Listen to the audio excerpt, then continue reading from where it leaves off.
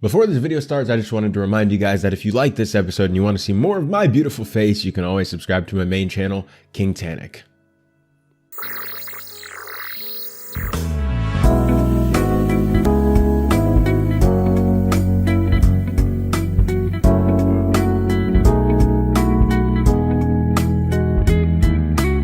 Hello and welcome to another episode of the Otaku Experience, the anime non-news show where we talk about the current goings-on in the anime and manga industry with our very uneducated opinions. I am, of course, your host, Israel King.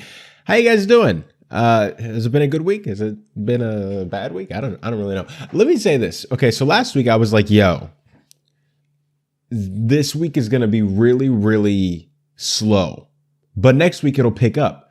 That didn't happen. This is another slow week of news. Now, luckily there are more stories than there were last week, so we can actually talk about news going on, but it might still be a shorter episode. Just FYI. I mean, I ramble a lot, and so there's a lot of filler content in this show inherently because I am here. But just so you guys are aware, there's some cool stuff in here, but you might want to actually utilize that chapter time because there might be some stories in here that you're like, really? This is what we're talking about? Yes, it's what we're talking about. It's not my fault. Don't yell at me. That being said, there was one thing that I wanted to address before we actually get into the news, and that is I've seen the reaction to last week's episode of the Otaku Experience, mainly the reaction to the one part where I'm giving tips on becoming a new anime fan and trying to get into anime and different ways to watch anime. And if you've seen the episode last week, you know what I'm about to talk about. There's one part in the episode where I go into all the different ways to watch anime, whether it's on different streaming services or whatever, and then I talk about something that I don't recommend in every case, but something that sadly has become a part of many people's lives in the anime fandom, and that is torrenting anime. Now, let me preface this with how I went into making that decision to put that in last week's episode. Because me, everyone I know, every AniTuber I've watched, okay, maybe not every, but a lot of the AniTubers I've watched and people on Twitter and just in the community, everybody has seemed to kind of acknowledge the fact that this, in some cases, is a necessary evil. Because often, well, not often, but there are situations that happen more often than we would like them to happen, where you have something that we like to call Netflix jail or Disney Plus jail, or we just don't get it at all on any streaming service, and people want to watch a show and they're willing and paying customers. They'll pay for a subscription to a service that has it, but no one's offering it to them legally. And so what are we supposed to do? Are we supposed to just wait a year until someone finally gets the licensing rights to put it on their streaming service? I sadly don't think that you can expect the anime community to do that, especially when there are spoilers so much in this day and age. With the community aspect, everybody's always talking about what's going on. And so you have people on the other side of the world who are seeing this show weekly, whereas everybody else is like, we're just going to have to wait. One of the biggest examples of this is, at least that I can think of, would be Beastars. Beastars is an anime, really great anime that airs on Netflix. And the thing is, in America, you don't get it on Netflix until about 6 months after it airs. So it finishes airing the entire season, and then you have to wait like 2 more anime seasons before you finally get it. As someone who really likes Beastars and doesn't want to be spoiled on what's going on in the show, and as someone who watches the anime, I don't read the manga, it's very hard for me to be like, how do I navigate this anime community, especially in the season that it's airing? Because I follow so many different people. I follow American anime creators. I follow, Japanese anime content creators. I follow, European, everybody. And so when you have some people in certain parts of the world that talk about these things, and it's like, oh yeah, they're allowed to talk about it, but we haven't seen it because we're just not being given access to it, even though we want access to it. Like, I have a Netflix account. I'm paying Netflix. Can I watch this show? And they're like, no, you can't. You can wait 6 months, even though these other people are getting it right now. And I know it's a lot more complicated than that. Like, there are licensing things and things like that go into it. But all that to say, that ends up being what the bottom line is you have customers who are very unhappy because other people have access to something that they want to partake in. They're paying for it, or they're willing to pay for it if they're not already paying for that streaming service. But that streaming service doesn't want to give it to them for whatever the reason may be. And that's kind of where we're at. And so there are two options. You can or three actually. You can wait and risk being spoiled and just miss out on all of that huge community aspect of that show and all the relevance that show is going to have for the year. B, you can torrent the anime. Or C, which is probably a better option and the option I actually use more and more these days, but I have torrented, is using a VPN. Now, I don't like to assume that people have VPNs because I know too many people that don't have VPNs. I have a VPN. I feel like a lot of the people in the internet space have a VPN, but your average person doesn't. And so if they want to watch a show, they only have the two options, torrent or wait. And a lot of people don't want to wait because they don't want to risk getting spoiled or whatever the reason may be. And so then that leads us to using certain websites. And that was sort of my mindset going into why I felt I had to put that in there, because I didn't want to. I was trying to give you like a basic, if you've never seen anime before, I was trying to give you like a basic, like, okay, here's the stuff, here's what you need to know, and you'll be able to figure everything else out from there. But what I saw the reaction be was, why are you promoting something that's illegal? Which is fair. Which is a fair rebuttal. And I at first I was like, this is like, isn't this the consensus that we don't want, like, if we don't have to, we won't do it? But there's in some cases where we have to, just simply because of a situation that we couldn't control any of the variables being there. Other than, like, I guess we could move to Japan so that way we can get it on Netflix Japan when it airs. But, other than that, we don't have access to the variables that created the situation in the first place. That being said, I understand and I sympathize and I get, if you had frustrations with that, I get it. And I understand it. At the same time, I hope that you can understand and sympathize with my reasons for choosing to put that in there. Whether or not you agree with it, I hope that you can at least understand that I'm not trying to promote people just stealing anime, but I feel like there's going to be some situations where that's going to have to be a necessary solution for some people. And that's the sad reality of it. I don't wish it was this way. I have a subscription to every major anime service or service that has anime, because some anime aren't on technically like anime services, but they have anime on it. I'm subscribed to the majority of the major ones. I think all of them actually, but either way, at least in America, because I know there's streaming services in other countries that are like, they're big ones as well. And the fact that even though I'm paying like however much a month for all those streaming services, and I still don't have access to everything, it can become very irritating. And lately, like I said, I have ExpressVPN. I can flip on my VPN, make them think I'm in freaking Hong Kong and go watch that. That's how I watched Heavenly Delusion, Tengoku Daimakyo. I just put on my VPN and pretended I was in a different country and watched it that way. But a lot of people don't do that, whether they money's tight or they don't know anything about VPNs or whatever. So all that to say, I want to apologize if you felt that, if it came across that I was just promoting torrenting just to torrent. But I hope that you also can acknowledge why I chose to put that in there in the first place. Just like I am acknowledging the fact that it did rub some people the wrong way, which I totally get, I totally get that. But sadly, in this community, I think that's one of our still biggest pervasive issues that we still haven't really found the greatest solution for, is reasons to not torrent.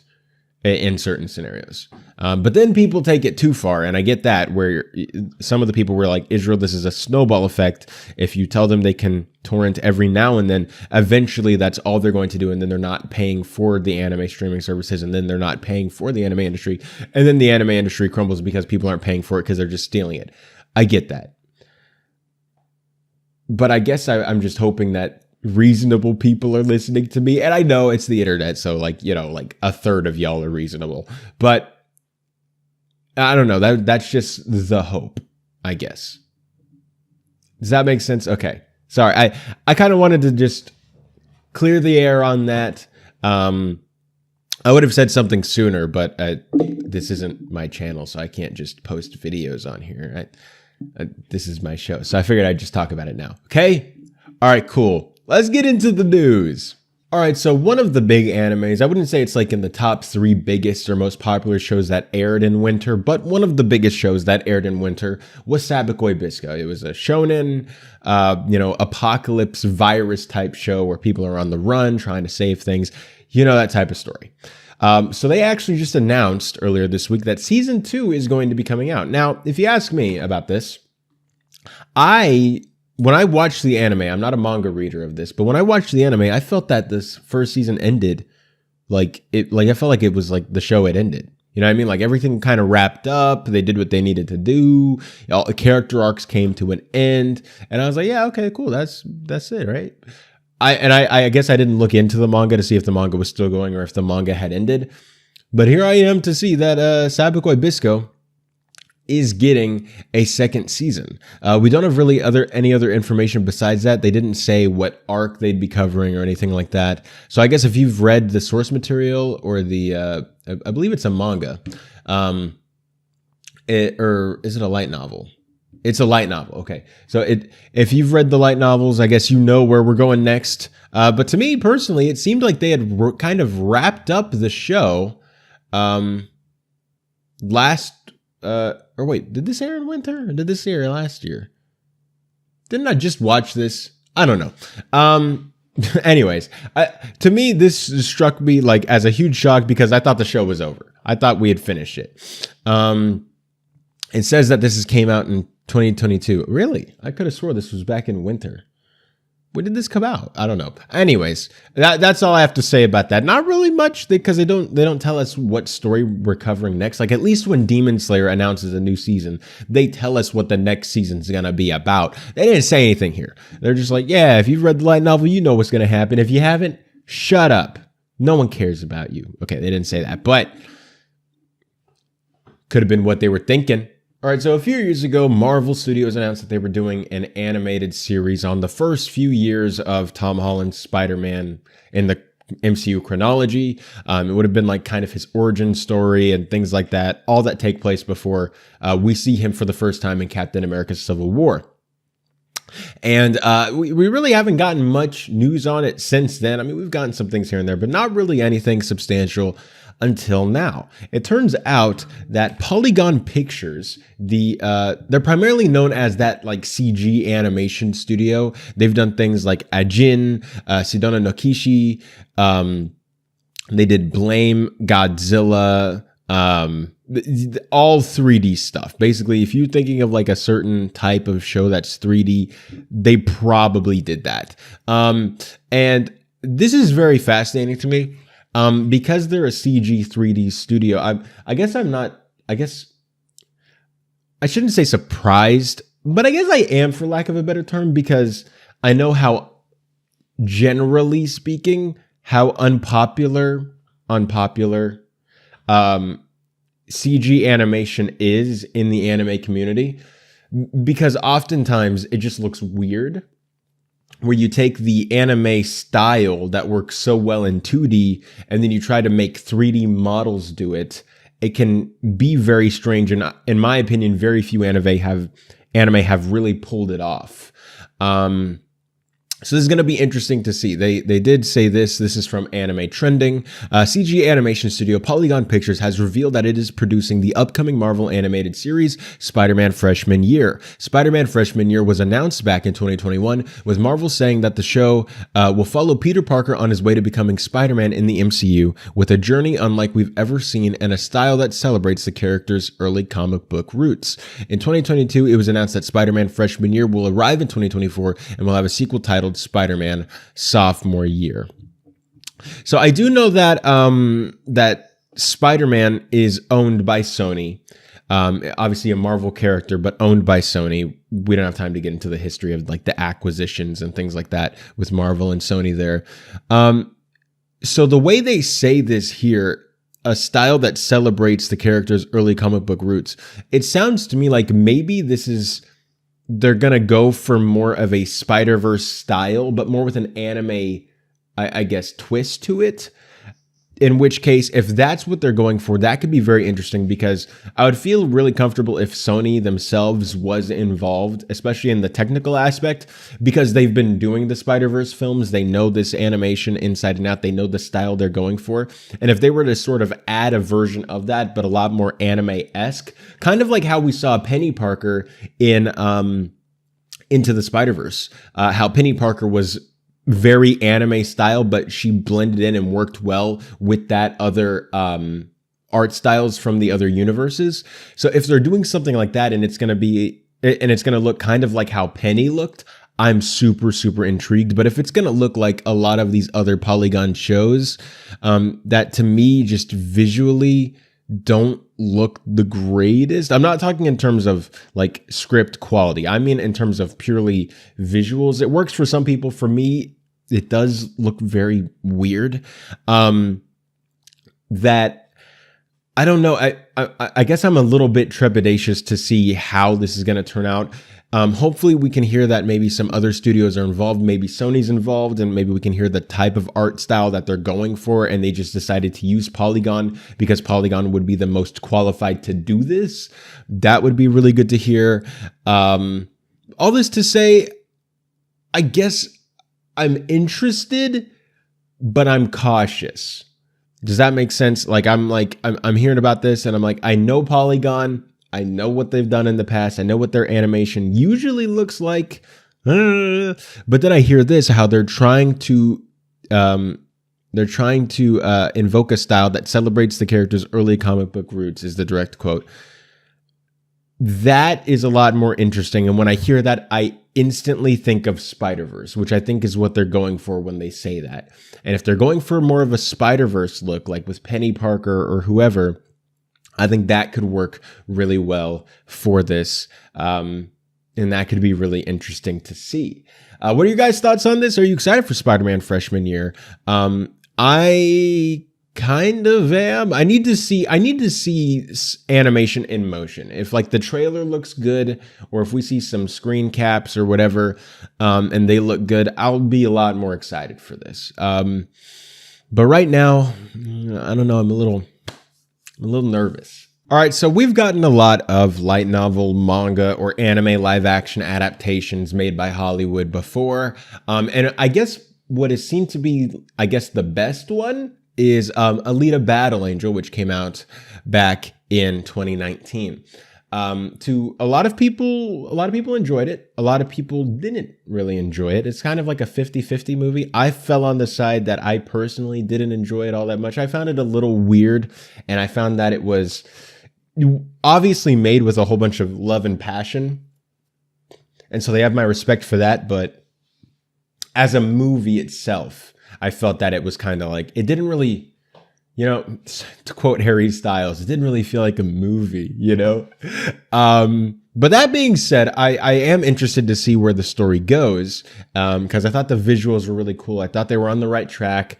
I just think make it feel more like a movie while at the same time being faithful. Like the ending of the first of the movie was very not satisfying. The structure I didn't really enjoy all that much. I think if they just nail the structure and the endings of the movie, I think we'll be good and we'll have a really solid like live action anime, manga, light novel adaptation. But all that to say, James Cameron has officially said that he's going to be working on new Alita Battle Angel films. This comes to us from Anime News Network. Film director James Cameron hinted at possible sequels for Alita Battle Angel in an article that Forbes published on July 8th regarding Cameron putting his California coastal ranch up for sale. Cameron stated regarding why he is selling the ranch. And on Avatar, I'm working in Wellington and Los Angeles. And on the new Alita Battle Angel films, I'll be working in Austin. So it just doesn't make sense for us anymore. And then they talk about the release date and things like that. This is interesting because they're saying that James Cameron hinted at it. He basically said he's working on it. So I don't know why they're saying he's hinting at it. I guess maybe just in case like it never like gets released. Like maybe they're like in pre-production on something, planning some stuff out. But then it never like goes anywhere. Maybe that's why they're doing that. So that way, you know, people don't get mad. But I don't know. To me, it seems like he's very just like right there. He says, I'm working in Wellington and Los Angeles, and on the new Alita Battle Angel films, I'll be working in Austin. It seems like he already knows what he's doing, and he's definitely going to be working on them, which makes sense. I honestly don't think that these movies would be getting made if James Cameron weren't involved, especially a sequel. But since I think the first film just broke even too, either that or it lost money. And since James Cameron, who has directed 3 $2 billion films in a row, all nominated for Best Picture, one even won Best Picture and one won, is tied for the most Oscar wins, which would be Titanic. And anything James Cameron says he wants to do, studios will just let him do it, right? And then the money money's no object, James. It's not an issue. Do what you want, buddy. And so I don't think that these movies would be getting made if James Cameron weren't involved. I think if James Cameron were like, nah, I'm going to go work on Avatar, good luck with that, we wouldn't be getting sequels. But since James Cameron is involved and he is a producer and he's like, yeah, I want to continue doing these movies. I mean, he's not directing, but he is involved. He wants these movies to continue being made. I think that's what's pushing 20th Century over the edge to be like, okay, fine. Yeah. Okay, cool. Okay, fine. Do it. Sure. Whatever. Which, you know, I'm excited for. Like I said, I think that there's just a couple things that I would tweak. And then I think we have some really fun, really solid, you know, anime-esque live action adaptations, which I think could be really, really fun in the future. So I guess I'm excited for this. I hope to see these come into fruition. James Cameron clearly will not be directing these because he's busy with Avatar, but I do think he'll be in the story planning area as well as being a producer, just to make sure that these films get up and running and that they're able to happen without him being directly involved as the main storyteller. And I think that we could see these happen. Hopefully they learn some lessons from the last movie and some of the criticisms, and then we get a great sequel. That's the hope, guys. Well, I don't think it's an understatement to say that one of the biggest anime franchises of all time would be the Irregular Ad Magic High School franchise. And it looks like it's coming back for another season next year. Now, personally, I've not seen this show. I've seen clips of the brother and the sister like getting a little too close for comfort. And I'm like, anime. But no, honestly, that's like the main reason why I haven't seen it. I'm like, maybe not. But who's to say? It's a big franchise. People are liking it. So maybe it works. Oh, gosh. You see what y'all have done to me? Okay. So this comes to us from my anime list. The Mahoka Koko no Retose, or the Irregular Magic High School stage at Dengeki Bunko 30th Summer Festival Online 2023 event unveiled the main staff, cast, a teaser promo, and a teaser visual for the sequel anime on Saturday. The new series adapting Tsutomu Sato's action sci-fi not live action, light novel will air on television in 2024. And then they talk about who's coming back for, you know, to be involved, you know, the director, character design, music, cast, things like that. They talk about who's involved. This is cool. I guess if you like this franchise, I'm probably still not going to be watching it when this comes out next year. Maybe I will. You never know. Who's to say? But I really have no urge to check this out, if I'm being honest with you, for the reasons like I said. You know, when I see the brother and the sister, like, they start glowing and they're like naked. I'm trying to just describe a clip I saw. They're glowing and they're naked and they kiss or something, and then she's like blushing. I'm like, maybe not for me, you know, who's to say? But if you are a fan of this anime, why? No. But actually, see if you can convince me in the comments. I would love to be convinced to watch this show. So go down in the comments and be like, Israel, you're wrong. Da da da da da. It's a great romance. It's well told. They're meant for each other. I don't know. Whatever you're gonna say, just do it. As well as, like, I guess, what is the premise of this show? Because I really don't know anything about this other than the title. And I guess, you know, he's the freaking protagonist. So I guess, you know, it's a shonen thing. He's going to be super powerful more than everyone else. All the girls are going to like him, but he's going to be in love with his sister or whatever the case may be. Who's to say? Oh, I'm so passive aggressive about this. Like it's like, oh man, if you like it, that's fine. But secretly, I'm like, anyways, what are your thoughts on the Irregular Magic High School coming back? Now, I'm typically known on my main channel as like the SAO guy. You know, okay, it's true. Okay, I'm the SAO guy. I love SAO. It's my favorite anime. I have a ton of SAO figures. Back there, you can see Asuna, Alice, and Leafa on top. Yu-Gi-Oh's right there.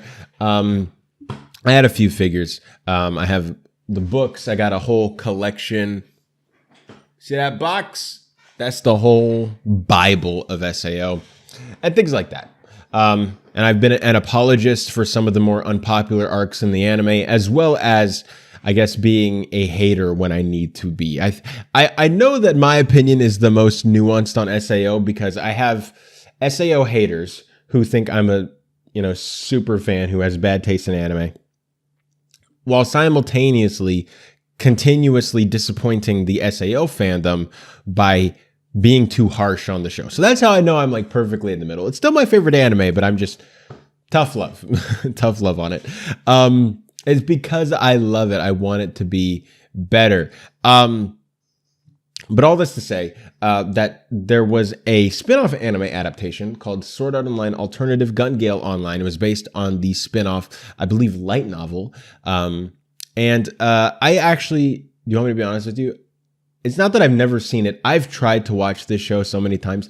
I could never get into it, man. I got like, I don't think I've ever gotten past the first episode. I don't think I've ever finished the first episode. I get like 20 minutes in and I'm like, escape, close out the freaking app. I don't know what it is. It might be the fact that it just doesn't have what it needs. Cause I know that it's written by Reki and someone else at first, and then it ultimately switches to just that other person while Reki stays focused on the main story. And so maybe that's it. Maybe it's just the writing's a little different and things like that. But all I know is I can't get into it. Now, eventually I'll watch it one day. Okay. I'll probably watch it the day that Solo Leveling airs, just to spite all those Solo Leveling fans who always tell me that Solo Leveling is like Sword Art Online but good. I'm never watching that show, by the way. You guys did this. You created this monster. So I don't know. I feel conflicted because I didn't really, I won't say it's bad, but I just didn't get into it. It never hooked me. So maybe I should just press forward and just binge it. Maybe I should try the English dub. I don't really know what it is, but it never hooked me the way Sword Art Online hooked me. Like, I can watch bad Sword Art Online and still watch it. But with Gale, I don't know. It just left no impact on me. It was so weird. But either way, getting to the actual news of this topic, why we introduced it, this is what happened. You can't talk about SAO on the Otaku Experience because I'll just start ranting about it. SAO Gale Online is getting a second season. This comes to us from my anime list. The Sword Art Online 10th anniversary project Beyond Stage at the Dengeki Bunko 30th Summer Festival Online 2023 event announced the second season for Sword Art Online Alternative Gale Online television anime on Saturday, revealing an announcement, promo, and teaser visual pictured. And then they talk about who's coming back and things like that. And that's cool, I guess. I don't know. I know a lot of people a lot of SAO haters actually think that this is the best SAO show. And it's probably because Reki's not as involved. Like, Reki's not the sole writer of Gun Gale like he is with the main show. And so I don't really know what that is. And I've had problems with Reki's writings before. I don't think Reki's a perfect writer, but I really like his intent. I've been able to understand what Reki's going for, and then I guess I enjoy the story that way because I look at it from that angle, and I'm like, oh, okay, I see what you were doing here. That's really interesting. But that's not really in Gun Gale Online, so I don't really know. Maybe I should read it. I don't know. I'll probably watch it. Like I said, the day Solo Leveling airs, I'll probably start watching this weekly on the day that Solo Leveling airs. And so every week, everybody's talking about, oh my gosh, did you see that new Solo Leveling episode? And I'll be like, no, I was watching Gun Gale, and it's better without watching Solo Leveling. I'm going to be such a prick when Solo Leveling airs. Oh, it's going to be so bad for everybody. I can't wait for when Solo Leveling airs, because every week on the Otaku Experience, I'm going to be like, so I'll just skip over it in like the anime rankings. I'll never talk about the news. We'll just never talk. It'll be, I can't wait. But anyways, this is your fault, by the way. You guys created this. You guys yelled at me so much about how Solo Leveling is so much better than SAO. Well, this is what you get. I'm never even going to talk about it. I'll probably end up watching it at some point, but I have no plan to. That's the key. All this to say, I don't really know. I don't really know what to think. Cool. I'm happy for it. More SAO. Great. I would have preferred if anything was going to get announced with the anime show. I would have preferred a Moon Cradle adaptation.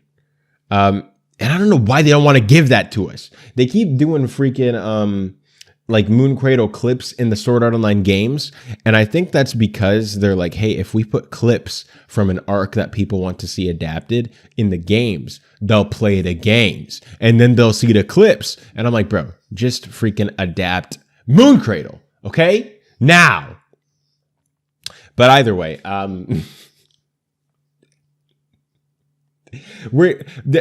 all the comments are going to be like, Israel, never talk about SAO again. Please. If you see a topic, never talk about it. Okay. Sorry, guys. Fine. We'll move on. Sorry. All right. So The Boy and the Heron, the latest film and presumably the last film from Hayao Miyazaki. The film that got me into some trouble with some of you guys because I said, oh, Ghibli made a stupid decision because they're not going to market it. And then people were like, this decision isn't stupid. You're stupid. Which is fine, I guess. Yeah, the lisp was on purpose. I wasn't just choking on my saliva. And listen, I still think it was a stupid decision, but I'll give credit where credit's due. This is a fantastic opening. The Boy and the Heron had earned $13.2 million in its opening weekend just in Japan, which is really, really good. Apparently, this is a best for Hayao Miyazaki from what I could see. It was really interesting. So this comes to us from Anime News Network.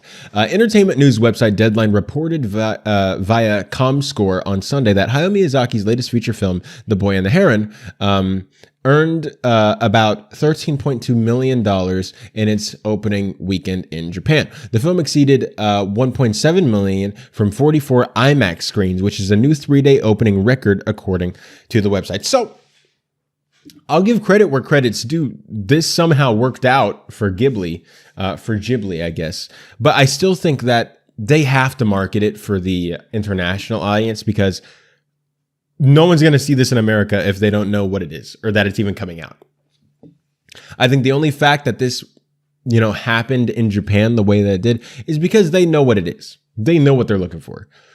If American audiences just see a poster that says The Boy and the Heron, they're not going to go see that. It has to say, the final film from Hayao Miyazaki, director of Spirited Away, Howl's Moving Castle, from Studio Ghibli, and then list all the accomplishments, and then people be like, oh, that's kind of interesting. Then play a trailer, and then you got him. You got him.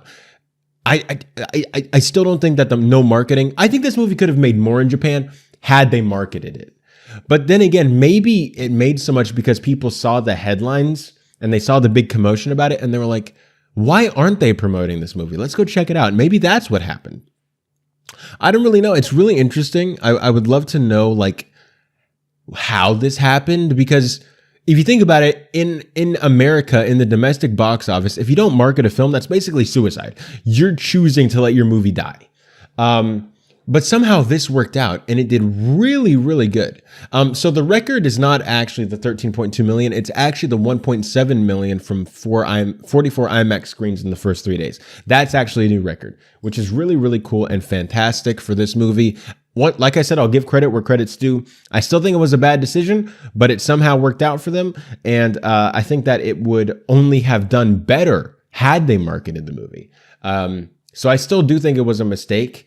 Unless I see some evidence that shows me that, hey, this actually would have done worse had there been marketing, I'm still probably going to hold that position. And I still do think that they need to market it for the international audience when it comes out later on this year.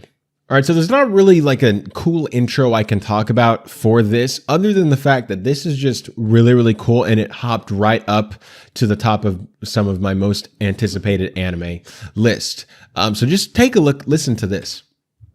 Adult Swim announced on Thursday that it is producing a new original anime titled Lazarus, or Lazaro in Japanese, for Toonami, with Shinichiro Watanabe, who worked on Cowboy Bebop, Samurai Champloo, and Space Dandy, and animation studio MAPPA, who did Chainsaw Man, Jujutsu Kaisen, Attack on Titan, the final season. And then they talk about some of the action design sequences. Listen to this. Chad Stahelski, who is the John Wick stuntman and director, is designing the action sequences for the science fiction action anime. The anime will feature a score by jazz saxophonist Kamazi Washington, and producers, DJs, and musicians Floating Points Bonobo. Sola Entertainment is producing. And then they give a little synopsis of the show. The year is 2052, an era of unprecedented peace and prosperity prevails across the globe. The reason for this, mankind has been freed from sickness and pain. Nobel Prize-winning neuroscientist Dr. Skinner has developed a miracle cure, all drug with no apparent drawbacks, called Hapuna. Hapuna soon becomes ubiquitous and essential. However, soon after Hapuna is officially introduced, Dr. Skinner vanishes. 3 years later, the world has moved on, but Dr. Skinner has returned, this time as a harbinger of doom. Skinner announces that Hapuna has a short half-life. Everyone who has taken it will die in approximately 3 years later. Death is coming for this sinful world, and coming soon. As a response to this threat, a special task force of 5 agents is gathered from across the world to save humanity from Skinner's plan. This group is called Lazarus. Can they find Skinner and develop a vaccine before time runs out? What the heck, man? Dude! Peak anime incoming, bro. All the people who were announced to be making this, all the people who were involved, the director and the action designer, the people who were doing the score, the people who are writing the synopsis. What the heck? Like I said, immediately, not necessarily in the top spot, but it's up there in that top echelon of like, bro, I cannot wait for this anime. Like if there were anime that I could manifest, like skipping the production process and they were ready right now and I could watch them, this would be one of those shows that I would say, this sounds so freaking cool, dude. Dude, that plot, oh my gosh. So I know that this is airing on Adult Swim, but will it also air? Does that mean it'll go straight to Max, or will it also air on Crunchyroll? I guess we'll find out a bit more on that in the future. I didn't see a release date for this either, but I assume it's probably going to be a 2024 anime, maybe early 2025, but I would assume probably 2024. So that's something we could be really, really excited for. I cannot wait to hear more news on this. I can't wait to see a trailer. MAPPA, oh my gosh, someone needs to stop them because they are dangerous. All right, and that's it for all the news for today. So it's time for us to get into everybody's favorite part of the show, the Goofy Woofy anime community. All right, so first things first, we had the Spy Family author draw Anya as a Mission Impossible spy and also Street Fighter. And so the author of Spy Family, Tatsuya Endo, he started drawing things based on the the collaborations that Spy Family's been doing over the past little bit with different cross promotions and things like that. They recently did a Mission Impossible crossover. They also did a Street Fighter crossover, so that's pretty cool as well. And here is that Street Fighter art. She looks great. Look at Anya. And yeah, I mean, I'm just really excited for the next season. I think that this is really funny. This is really cute. I like how they're rough sketches and they don't have to be like the most advanced thing ever. That's fun. And yeah, just a passionate author who continually just shows their, for lack of a better term, their passion for what they're doing and for all the stuff that they're making.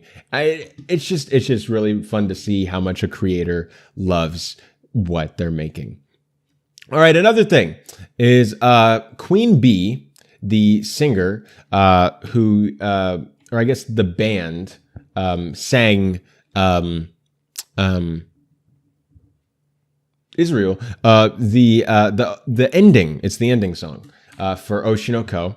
And so this is Av-chan, and she played or she sang the song for the thing in one take. And so there's this YouTube channel called The First Take where they have an orchestra there and the person comes out and they sing it all in one giant take. Dude, is she freaking fantastic? I was like, oh my gosh.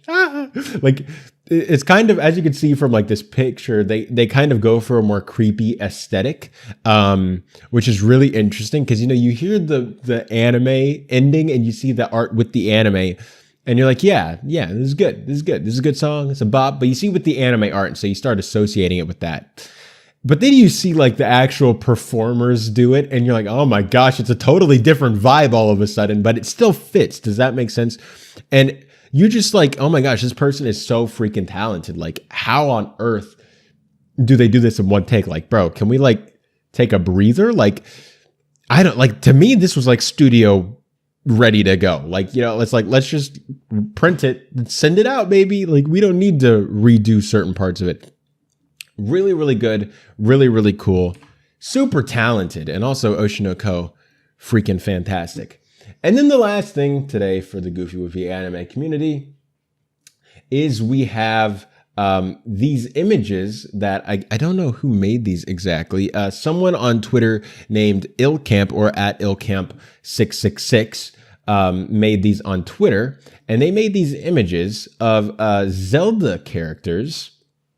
So this is Zelda and Link in the Studio Ghibli art style. And so I think that that's pretty cool. There's one of them. And then here is another one of these. Oh my gosh. There we go. Okay.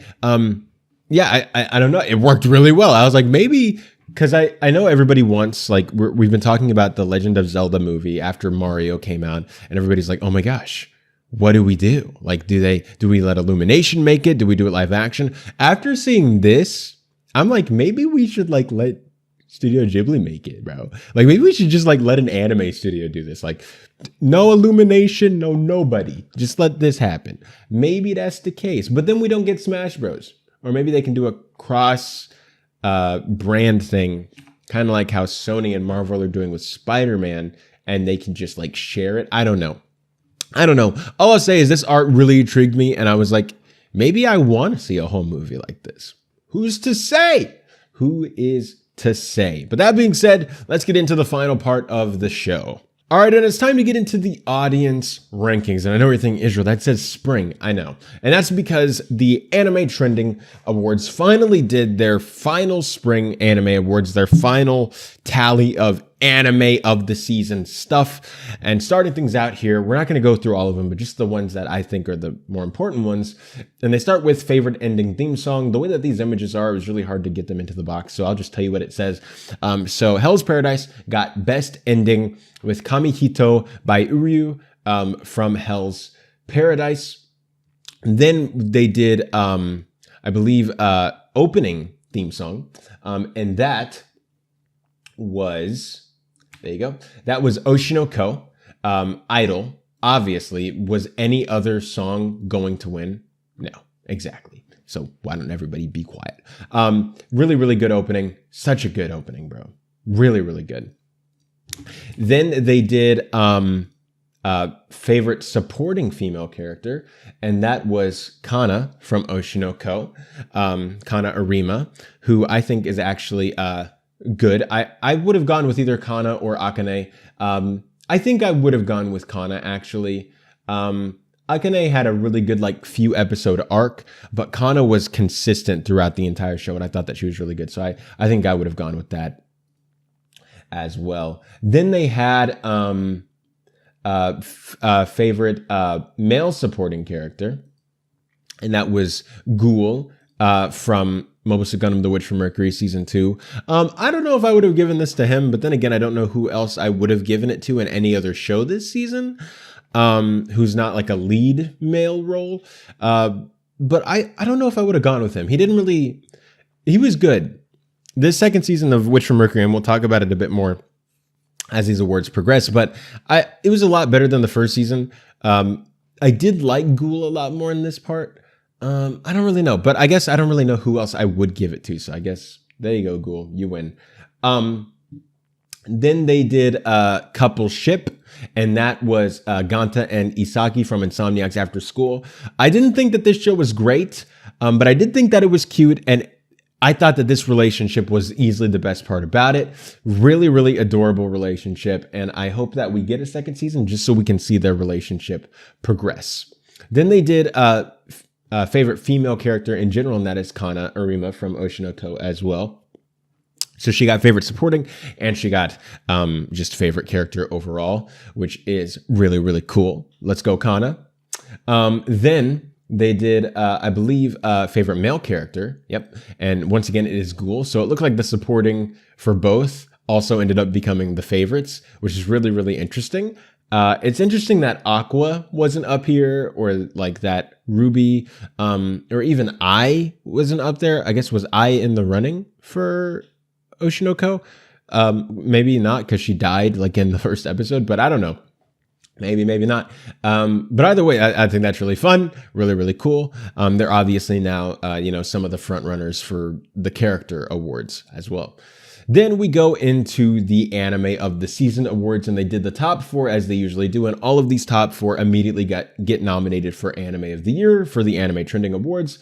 And at number 4, we had Hell's Paradise, which is exactly where I have it. I have it at number 4 on my anime list. Actually, all 4 of these are in the exact same placement for me. These are my top 4 in this exact order. It's really, really weird.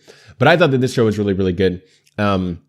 I'm excited for season 2. I don't know what's real after that finale. Still boggling my mind. Really, really good show. Hell's Paradise got 4th place. In 3rd place, they had Mobile Suit Gundam: The Witch from Mercury Season 2.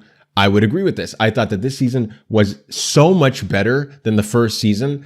I was like, bro, this retroactively makes the first season better, because the first season there was so much in there that I was like, what the heck are we doing?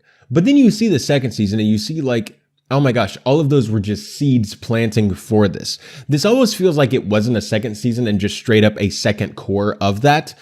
But regardless, this is what we have. It is technically a second season because that's what everybody's choosing to call it. That's what the brand calls it.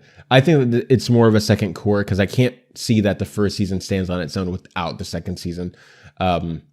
This season was really, really good. Then at number 2 is actually what a lot of people probably would have thought would be number 1, and that is Oshinoko. And this is actually where I have it. I have it at number 2 on my seasonal thing as well. This was made by Doga Kobo. They're the runner-up for the season. Oshinoko, really good show. Took me a bit longer to get into it than most people did. A lot of people were sold immediately from episode 1. It was about episode 4 that I got really hooked on the show. And that's where I was like, oh my gosh. I thought episode 1 was really long, unnecessarily so. And then episodes 2 and 3, I thought kind of got better. But then by the time season 4 came, I was like, I'm in, baby. When's the next episode? And it just kept getting better. And so I was really impressed with Oshinoko by the end of its run. The manga is in shambles right now. I mean, if you don't care about the spoilers, you can just look up where they're going with the manga right now, just the manga chapters. If you look up Oshinoko on Twitter, you'll probably see it. Oh my gosh, it's insane what's happening right now.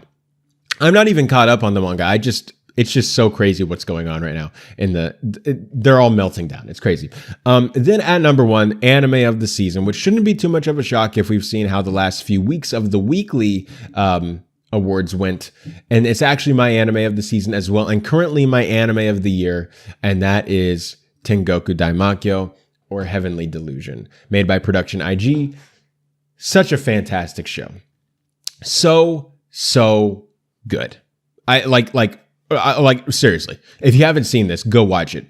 Instead of torrenting it, use a VPN, say you're in Hong Kong, and open Disney Plus and watch it.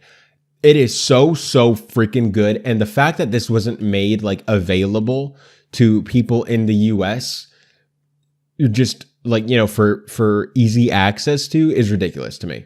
Because to me, so far, that this is the best anime of the year. I haven't finished Vinland Saga, so maybe that'll take it. And this next season is already looking to be like, maybe this will get replaced. But dude, I don't see this being pushed out of my top 5. This was such a good show. I cannot wait for season 2. Criminal. They should have done 2 cores for this. Really good. Then after that, they did, that's it for the spring anime season. We're officially done with that. So getting over into the summer anime season, we'll go through the weekly charts for this week. And so at number 1, if I can load up my pictures properly, that looks wrong. That's not right. 1 second. Sorry, guys. This is really embarrassing. Is that it? That's too much. What the heck? Look at this. Why? My pictures, I have them, I pre-crop my pictures to fit these things, and sometimes they just don't. Like, look at this. What the heck is this? Unless this is this fitting? Oh, it is. It just has the black borders on the side. I'm like, why isn't it fitting in there? I cropped them in advance. Okay, great. So it is fitting. Okay, great. Sorry about that. Man. Yeah. Not editing this out. Okay, so at number 1, obviously, Jujutsu Kaisen Season 2. No surprise there. Then we had Zom 100 Bucket List of the Dead, which I have not seen. That's at number 2. I hear that Zom is actually freaking fantastic, so maybe I have to give that a watch. Then at number 3, we have Mushoku Tensei Jobless Reincarnation, which I actually think is the best show airing right now. Of the shows I've seen, maybe I'll think Zom is better once I've seen it. Then at number 4, we have My Happy Marriage. At number 5, Bleach 1,000 Year Blood War, The Separation, which I'm surprised is that low. Haremia The Missing Pieces at number 6, which is also really good. Then we had, closing out the top 10, we had The Girl I Like Forgot Her Glasses. At number 8, Undead Murder Farce. At number 9, Rurouni Kenshin. And at number 10, Bungo Stray Dog Season 5. So those are the top 10 for anime trending so far, and we'll see how those shake up over the next 12 weeks or so. But currently, that's our top 10. Then heading over to the Anime Corner rankings, we have at number 1, Zom 100 Bucket List of the Dead, and that got 10.05% of the vote. At number 2, we had Bleach 1,000 Year Blood War, The Separation, which got 9.64% of the vote. Because Anime Corner started earlier than Anime Trending, we already are having the second week effect of things moving around. So those 2 were new entries into this. At number 3, which went up 1 spot from rank 4 to number 3, is Mushoku Tensei Jobless Reincarnation Season 2, and that got 7.69% of the vote. Then at number 4, going down 3 spots from rank number 1, is Jujutsu Kaisen Season 2 at number 4, and that got 7.39% of the vote. At number 5, which is at the same spot that it was last week, is Undead Murder Farce, and that got 5.56% of the vote. At number 6, which went down 4 spots from rank 2, is My Happy Marriage, and that got 5.16% of the vote. Going down 4 spots from rank 3, now to number 7, is The Girl I Like Forgot Her Glasses, and that got 4.9% of the vote. And then closing out the Anime Corner top 10, at number 8 is Dark Gathering, which is a new entry, and that got 3.29% of the vote. At number 9, another new entry, and that's Reign of the Seven Spellblades, and that's 2.98% of the vote. And then at number 10 is Helk, another new entry, at 2.74% of the vote. I'm very happy to see on these 2 charts that a lot of the shows that I was interested to see are up there. And that might be because not everything has aired yet by the time that these charts are coming out. I think there's still a few more new episodes, but I think generally speaking, like 90% of everything has started.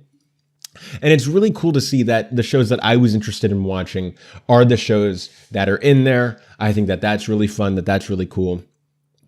And yeah, also guys, it looks like that's going to do it for this week's episode of the Otaku Experience. I want to thank you guys for joining me for another week, another episode here. If you want to follow me, obviously you can subscribe to me on YouTube at Kingtanic, follow me on Instagram at Kingtanic, or follow me on Twitter at Kingtanic Israel. You can watch other shows on the Bur Network starring Rob Artem, Lana Ewan, DJ, Roberto Suarez, so many other people. It just keeps on growing. Rob's new panel show is coming out. We got new shows coming here and there. You can subscribe to everybody's main channels because other people have channels everywhere else, along with the Bur Network channel. And yeah, I'll see you guys next week for more, hopefully a bigger week, maybe, please. And next week also is when my spring anime review is coming out on my main channel. I might preview a clip over here, but make sure to subscribe to my channel so you can see all of my nuanced thoughts on the anime that I watched in spring 2023 over there. That'll do it for me this time, guys. Thank you guys so much for watching, and I will see you guys next week.